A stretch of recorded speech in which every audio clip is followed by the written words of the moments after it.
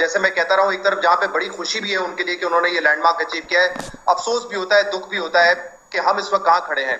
मैं कई मर्तबा इस प्रोग्राम में ये बात कर चुका हूँ कि हम जैसे लोग हैं, almost similar culture, similar background, हो सकता है उनका बेसिक IQ लेवल भी हमारे बराबर हो, लेकिन आज हम कहाँ हैं और वो कहाँ हैं। आज कामयाबी की एक और उड़ान के साथ अंतरिक्ष की दुनिया में अपनी काबिलियत साबित कर दी है।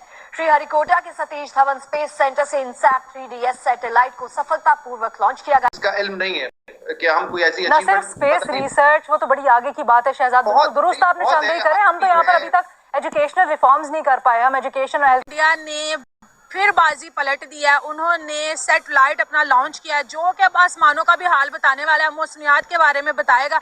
उसी तरफ अगर हम अपनी बात करें तो हम लोग दिन ब दिन गुर्बत को रो रहे हैं। सभी आला अधिकारी सैटेलाइट की उड़ान पर हर पल नजर बनाए हुए थे। अपनी उड़ान के दौरान सैटेलाइट ने हर स्टेज को बिल्कुल सटीक ढंग से पार किया।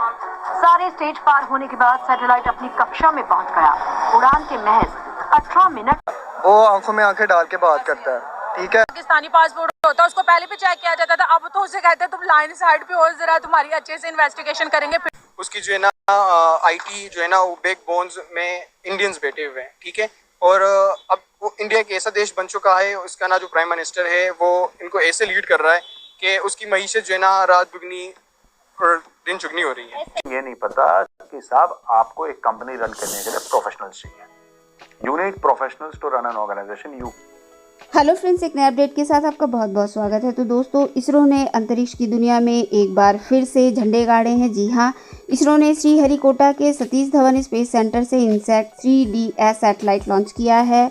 जी हाँ, ये सैटेलाइट 5:35 पर सतीश धवन स्पेस सेंटर के दूसरे लॉन्च पैड से रवाना किया गया और ये रवाना होने के महज कुछ मिनटों के बाद ही अपने जो है कक्षा में स्थापित हो गया। बताया जा रहा है कि ये सैटेलाइट एक के बाद एक स्टेज पार करते हुए वो सक्सेसफुली अपनी जो है कक्षा में स्थापित हो गया।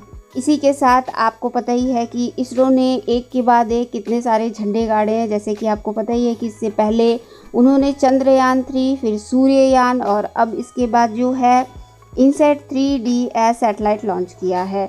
हालांकि ये सैटेलाइट जो है 3DS सीरीज का 7वां सैटेलाइट बताया जा रहा है।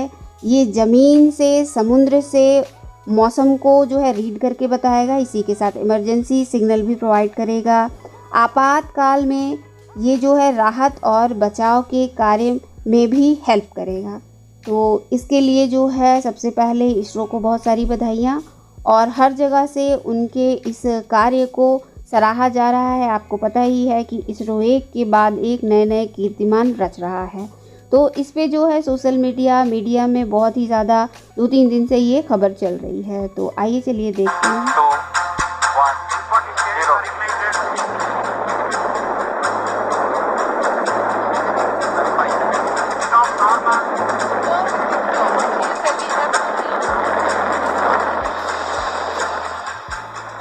ये उड़ान अंतरिक्ष की दुनिया में हिंदुस्तान की कामयाबी का प्रमाण है।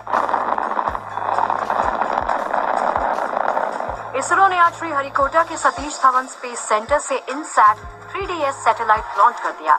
शाम 5:35 पर सतीश धवन स्पेस सेंटर के दूसरे लॉन्च पैड से इस सैटेलाइट को अंतरिक्ष में रवाना कर दिया गया। इसरो के ताकतवर GSLV F-14 रॉकेट ने इस सैटेलाइट को उसकी कक्षा में पहुंचाने का जिम्मा उठाया। इसरो के सभी आला अधिकारी सैटेलाइट की उड़ान पर हर पल नजर बनाए हुए थे। अपनी उड़ान के दौरान सैटेलाइट ने हर स्टेज को बिल्कुल सटीक ढंग से पार किया।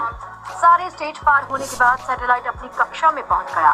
उड़ान के महज 18 मिनट में ही GSLV रॉकेट ने इनसैट 3DS सैटेलाइट को तय कक्षा में पहुंचा दिया।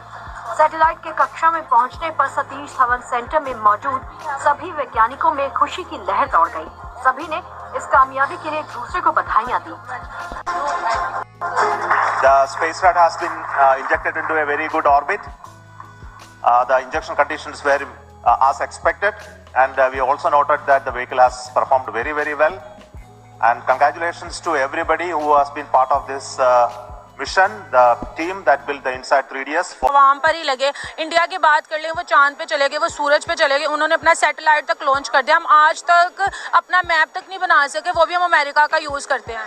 बिल्कुल ऐसे ही है। बेसिकली बात एंड पे वही आती है मैम कि अगर ये आपस की लड़ाइयाँ ख़त्म करेंगे तो फिर ही तरक्की की तरफ ज़रा आएगा, लेकिन मुझे नहीं लगता कि ऐसे तरक्की हो सकती है। मुल्क की लड़ाइयों के दरमियान जो लड़ाइयाँ हो रही हैं ना उनकी आपस में, बहुत मुश्किल है। इंडिया की इस सक्सेस पर आप उनको क्या मैसेज देना चाहेंगे? इनको इंडियंस को अप्रिशिएट ही कर सकते हैं उनको कि मतलब कि उनका ध्यान तरक्की की तरफ है, हमारा लड़ाइयों की तरफ है। लेकिन ये बात है कि टैलेंट हमारे में कम नहीं है, पाकिस्तान में बहुत ज़्यादा टैलेंट है, लेकिन वो आगे नहीं आ रहा। आगे नहीं आ पा रहा क्योंकि यहाँ पे सिफारशी निज़ाम है, सिफारशी निज़ाम चल रहा और पैसे वाला निज़ाम चल रहा है। सीधी बात है, अगर ये चीज़ ख़त्म हो जाएगी, मेरिट आ जाएगा तो इंशाल्लाह ताला वो दिन दूर नहीं है कि हम इंडिया को क्रॉस कर सकते हैं हर चीज़ में। अब तो इंडिया बहुत आगे चला गया है। जिस तरह से आपने गूगल की बात की, अगर आज गूगल पाकिस्तान में बंद हो जाता है तो पाकिस्तानी बेचारे क्या करेंगे?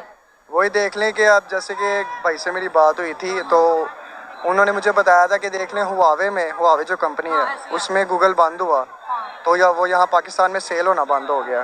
तो जैसे वो बंद हुआ ऐसे ही पाकिस्तान के हालात हो जाएंगे। वो मतलब बैठे रहेंगे लोग, जब गूगल ही नहीं होगा कुछ सर्च ही नहीं बोर्ड्स पे बैठे रह गए कि हमने किस तरफ जाना है। बिल्कुल ऐसे ही है। इनको चाहिए कि इस तरफ लेकर आएँ अपना माइंड, कुछ न्यू इन्वेंशंस करें, कोई अपनी यूथ को रिप्रेजेंट करें, कोई अच्छी इन्वेंशन करें। चले ठीक है, अगर इनका माइंड नहीं है, तुम लोग इंडिया से कॉपी कर लो, अमेरिका से कॉपी कर लो, कुछ तो कर लो।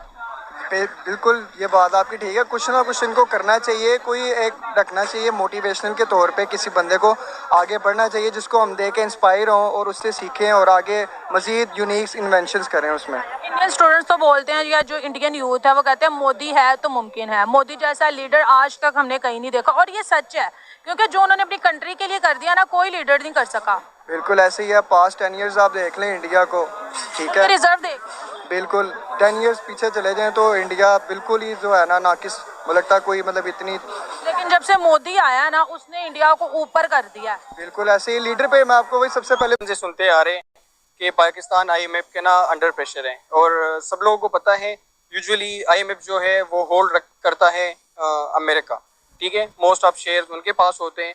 तो जैसे हम सोच रहे हैं कि बचपन से हम कर्जदार है, जैसे बच्चा पैदा होता है वो मिनिमम अमाउंट मुझे नहीं पता एग्जैक्ट, लेकिन हम सुनते आ रहे हैं कि वो इतना कर्जदार है जब पैदा ही होता है, ठीक है।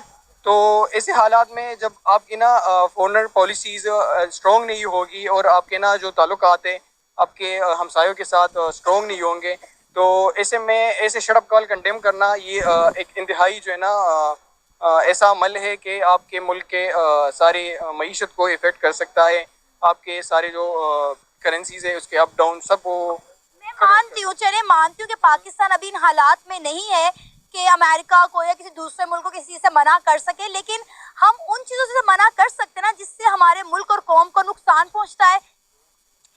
मना तो जाहिरी बातें करनी चाहिए क्योंकि ना हम एक आज़ाद मुल्क है और आज़ाद मुल्क के बहैसियत है से हम किसी को भी मना कर सकते हैं। लेकिन अनफॉर्चुनेटली हमारे पास ऐसे लीडर्स की जो है फुकदान है जो ऐसे शट अप कॉल दे सके।